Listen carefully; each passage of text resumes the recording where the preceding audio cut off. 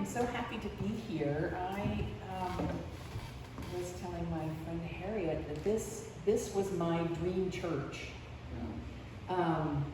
So 30 plus years ago, when I was in ministerial school, Ed Townley was the minister here, and you know, the building and the size, and it was my dream of you know, the perfect place. So I'm excited to be here speaking today.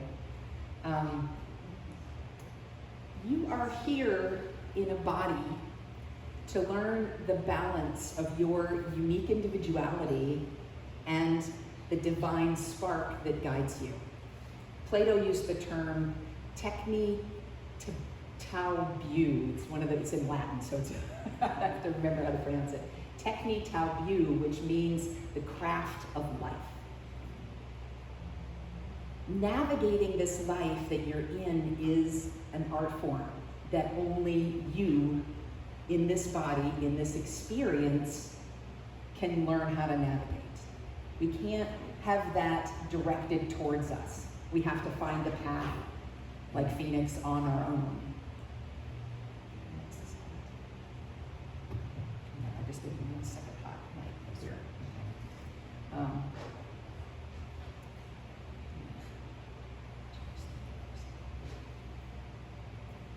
So the craft of life, what I see it as, is this art form that only you can master.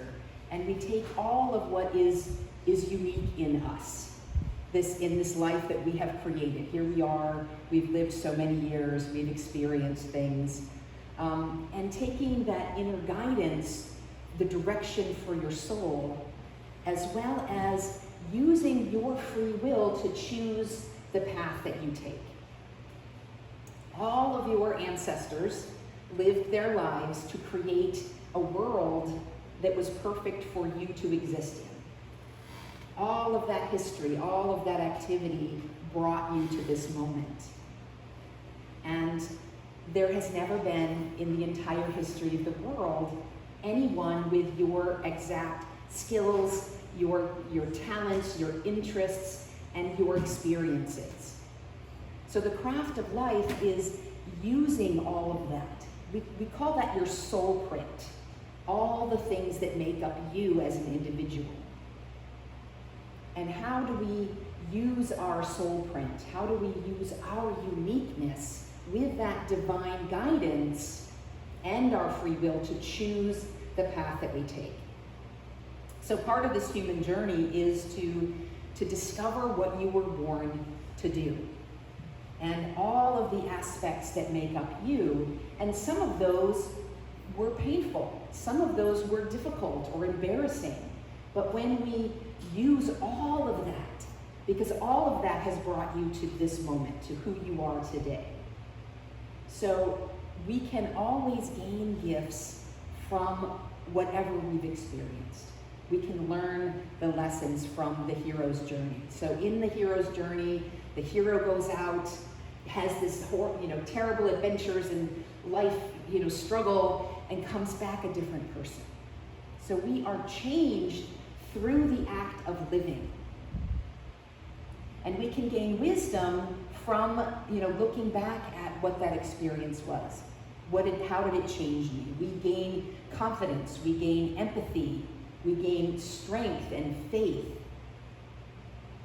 And people who have found a way to move forward through trauma or tragedy and find a gift often say, they wouldn't wish that experience on anyone, but they would wish what it gave them for everyone. So how do we take our experiences and the wisdom we gain from them and combine them with our talents and our interests to make our unique soul print?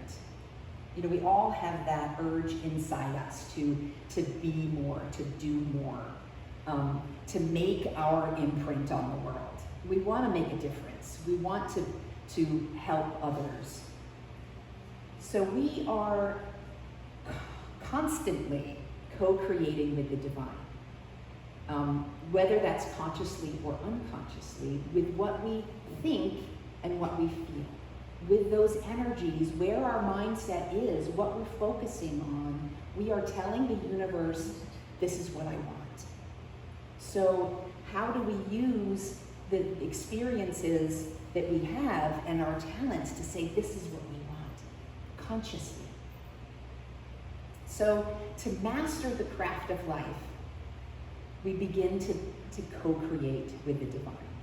And I see the craft of life as being sort of when we shift into artist mode. When we begin to notice the details and take an active hand in what we want our life to be, the direction that we're going. So I think we're conditioned by society and our upbringing to sort of to sit back and be entertained, to not actively pursue things. We spend our time watching other people's stories. I know I have been enjoying watching the Olympics. Other people, at the peak, and they've worked so hard, and you can see the energy. We see the end result, or the person, everybody who made it to the Olympics is incredible. And we sit back and we watch other people's, I also watch a lot of YouTube and Facebook videos of people cooking and people doing crafts and gardening and whatever you're interested in, but we've kind of got into this pattern in our culture to kind of watch other people do things. And even our schooling, we were sitting in a desk and watching the teacher telling us something, and it's always been passive. It's really nice to see you guys back there. Didn't see you before. So as the years tick by and we're not really pursuing that inner calling, things can get, we can feel worn down. That inner life force starts to complain, and we feel a sense of dis-ease. We feel a sense of discontent. And when we're not in alignment with the voice of our higher power, we feel off. We know deep down that we're not in alignment with who we are, who we really are. And that higher self will keep encouraging us to move toward, who we're here to be. And one very common distraction that I often turn to when I feel that sense of discontent is to become very busy. If I'm busy, I give myself the feeling of having purpose, of having value, of being needed. And, back of my brain is saying that, it's a reasonable excuse for not taking the steps that I know I ought to be taking, that's really my path. And I think there's also the inner feeling that that calling has so much power in it, has so much desire. We want that thing so bad because we were made for it. There's so much longing for it that fear steps in and says, okay, I want this so badly. What if I can't get it? What if it's not going to happen? What if I don't have the skills that I need to make that? And so if I postpone actually taking those steps, there's a belief that, it can still be the dream. But if I do it and I fail, then I'm a failure. So I think a lot of times we kind of stay back from what we see as our path. Now, more isn't better. The busyness does not really keep, our soul moving forward. But if you fail to try, you feel unfulfilled. That voice will always be speaking. Let's go this way. Let's keep going.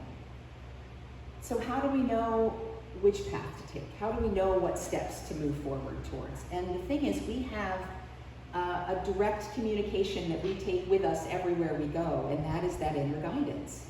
That voice will tell you what your path is.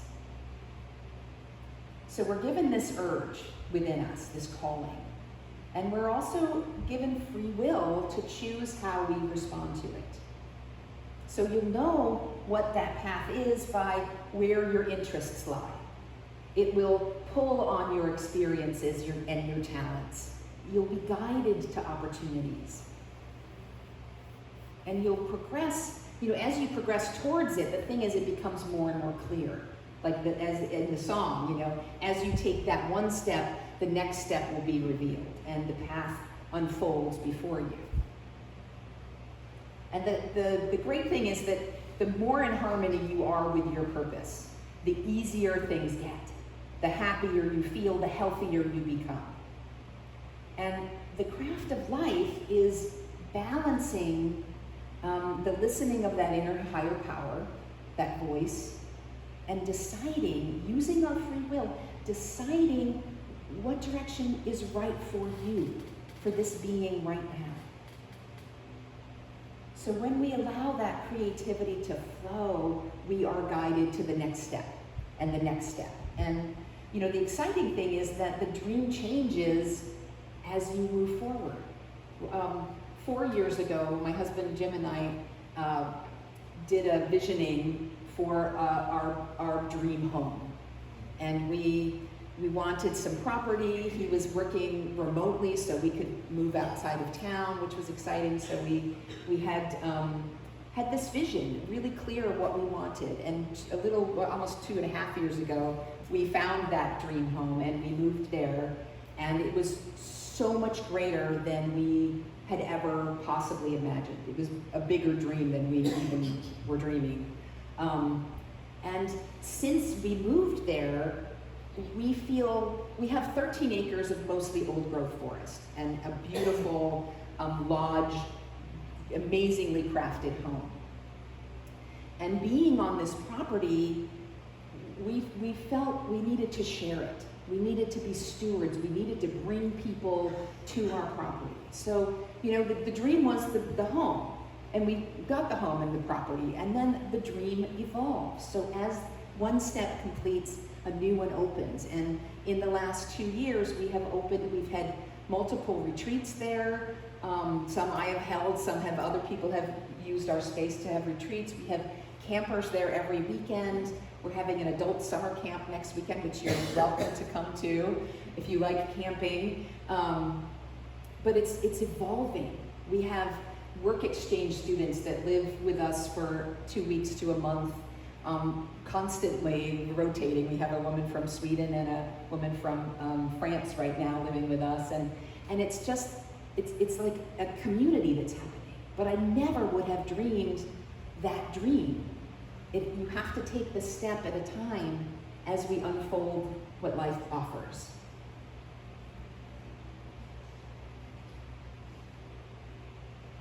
Now I have to find my place because I put it in this. Yeah. So as we follow who we are here to be, things fall into place. The craft of life is the ongoing learning, discovery, and work of what it means to be you in the world, and how you are consciously guiding that experience as it unfolds before you. So spirit moves through us as our creative expression. And we have to let that flow to really be fully alive.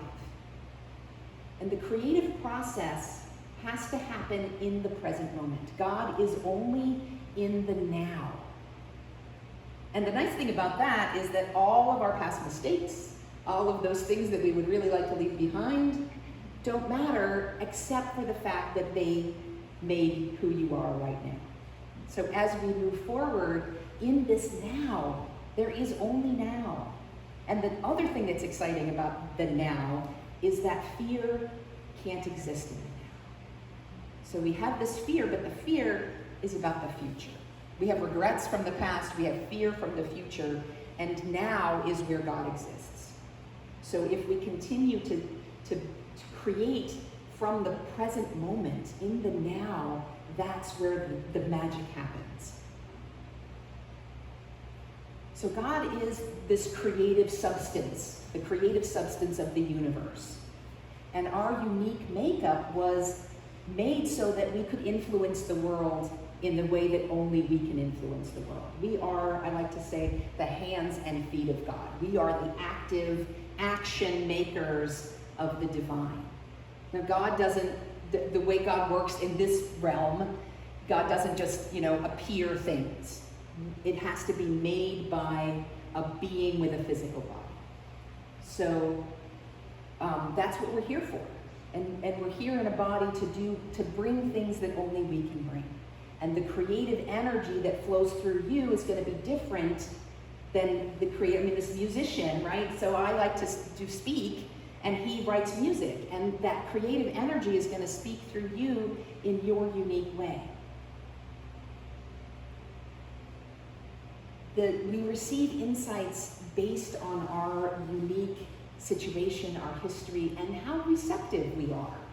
Those messages are really often always there, and it's a matter of being open to receiving them. I remember when I was a third-year ministry student, I think that's when I met you guys, I was faced with a really huge decision. My life could go this way, or it could go dramatically a completely different direction. And I, as a 20-something, it was a huge decision of where my life was going to go. And I was at my favorite place, the edge of the Metolius River. There was a little grassy area. And I was meditating there, asking for guidance, saying, okay, which way am I supposed to go? And I looked up, and across the river, it's not super wide, it was closer than the back wall for sure. There was a dead tree, and on the top of it was an eagle. And this eagle looked at me, and it lifted off, and it flew seemingly right at me. It just flew straight at me, and then it circled a couple of times and flew off. I mean, that is a sign. When you're asking for a sign, it's like, whoa, yeah. But what does that sign mean, right? It's going to mean something different to everybody. Like that the message is only going to speak to that part of you inside that knows the answer. So I will tell you what it told me at the time was get on with it. Like, okay, just do it. You know what you need to be doing, and I move forward, and I love my life. So it's a good thing that it worked out that way. So Thomas More, in The Care of the Soul, he says that we need to be the artists and the poets of our own lives. So what separates a talented artist from a mediocre one is that they notice the details. They notice the shadows and the different shades and the subtle gestures. And we can become artists of our own lives by noticing the details, noticing how we feel when we think about something.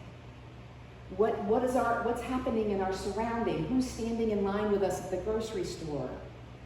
Who's at church next to us? How do we, noticing around us, because that's where the messages are coming. Spend time in nature. Spend time with children. Those messages will be there if we're looking. So it's really about paying attention in our daily lives. We don't need the eagle flying off the tree at you. We don't have to get to that place. We can find the little subtleties of, we had a deer in our garden, and that kind of felt like a gentle, loving message to me. That there's all the time we're being guided. But we can only gain wisdom not only if we're open to receiving, but we're looking for them. We're expecting them. That's when the magic happens. So we receive these insights, and we interpret them with who we are right now. And then we have to add our unique print to it. We have to make it ours. We have to, that creative process takes effort and focus. We start with the idea that God gives us, all of humanity. I was thinking about this, at one point, way back in history, someone thought it's so much more comfortable to sit on this rock here than it is to sit on the ground. And the idea of a chair was invented, right? And over history, the chairs have developed. I got to go to the Oregon Gardens and see the Frank Lloyd Wright house and his take on a chair.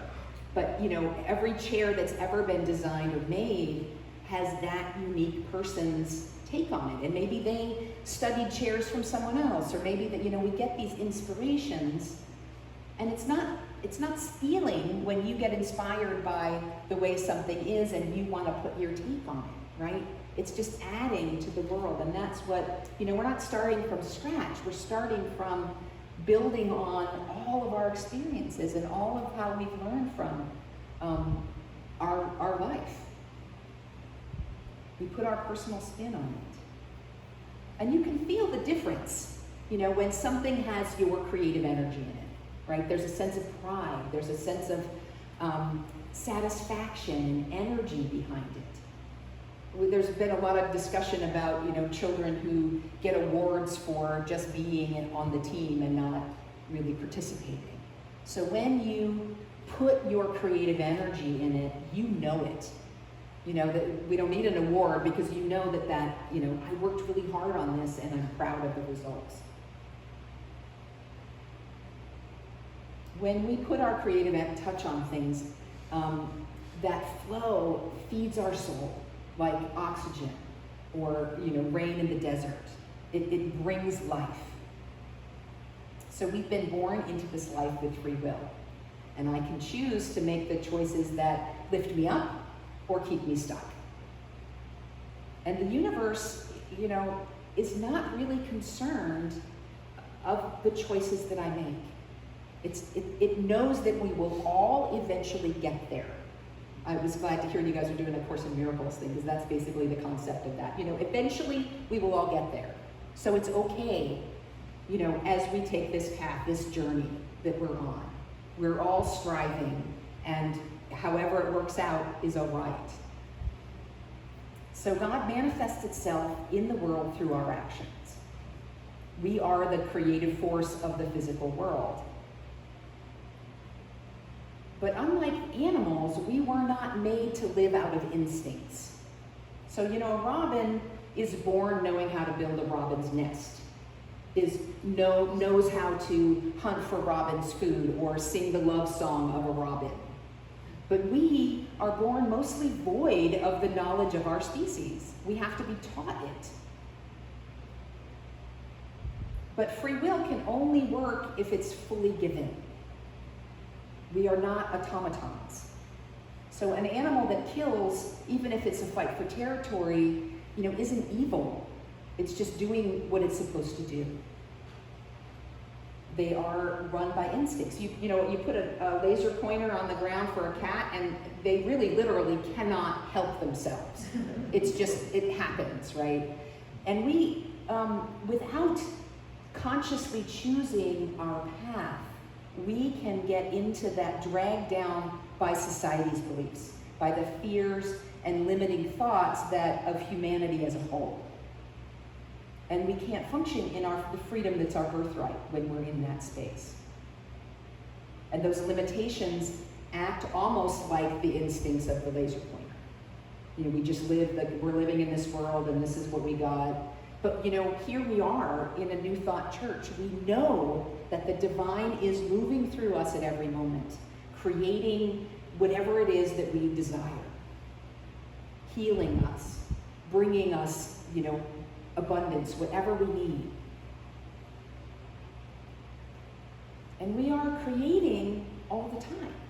And a lot of times we're not aware of it. So when we make the choice to use our free will, to listen to that voice inside us, to take all of what has made us, the talents, the interests, the experiences, and our wisdom that we have gained from it.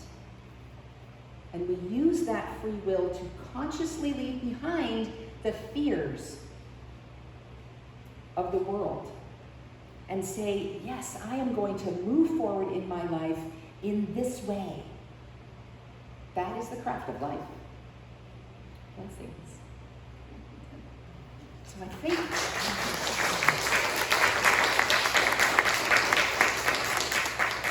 think we'll just move into a little bit of meditation. So I invite you to just get out of break.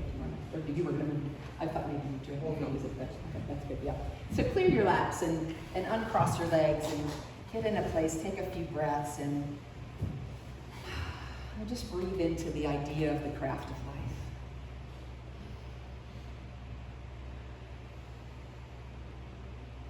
We know that there is one presence, one power, one life in this universe, and it is infinite.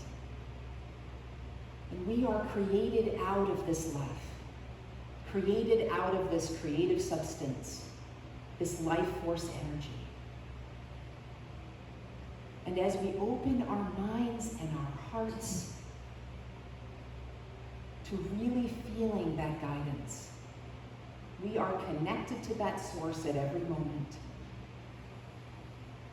At any time we can ask, what is that next step? And we open ourselves to receiving the answer, expecting it to come.